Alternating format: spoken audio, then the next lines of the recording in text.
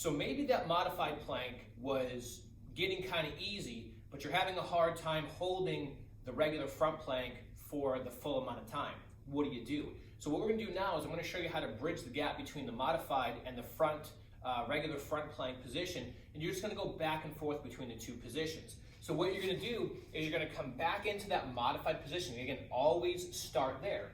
So I'm gonna start in this position first, get myself set up, and then I'm gonna straighten my legs and come up into the regular front plank position. Hold this for maybe 10 seconds, and then bring your knees back to the ground. Don't lose position and hold for another 10 seconds here. Then, after that, you're gonna come back up for 10, back down for 10, and you'll alternate back and forth like that. That allows you to start to work on building up the strength and endurance required for the front plank without sacrificing your technique by managing your fatigue and coming back into that modified position. The key is not to let your position change, and don't lose the tension you've created. Once you're set up and braced, you're only straightening your knees and bending your knees. The rest of your body should stay still. And then what you do is you slowly add more time in that front plank position, less time in the modified position, and then that will help you transition to the front plank, which is where we're going to go next. All right, so you're ready to do regular front planks, which is where most people start, and they actually probably shouldn't start there. They should probably start at one of the other two variations I've already showed.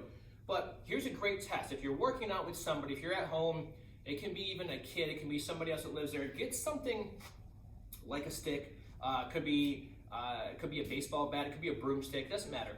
And what I want you to have the person do while you're planking is to rest it on your back. All right, ideally what we should have is it should contact the back of your head, right in between your shoulder blades, and right down kind of by where your tailbone is.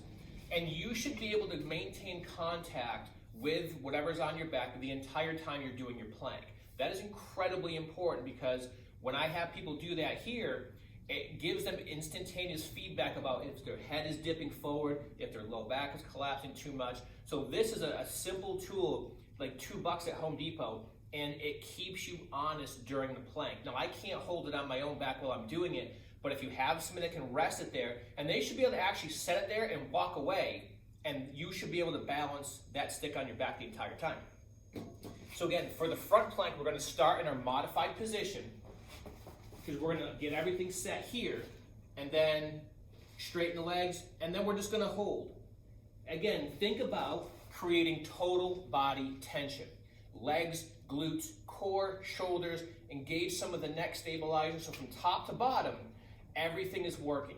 Imagine that stick being along your back. Hold everything tight. Hold as long as you can. How long? If you're between 30 and 60 seconds, can you hold more than 60 seconds? You can. I would say if you're consistently getting to that point, let's progress. Let's use one of the following variations that are coming up. Use something like that. Make them a little bit harder. There's nothing wrong with doing a 90-second plank, but at some point I think you're going to get more out of it by actually stepping up to a different variation of the exercise.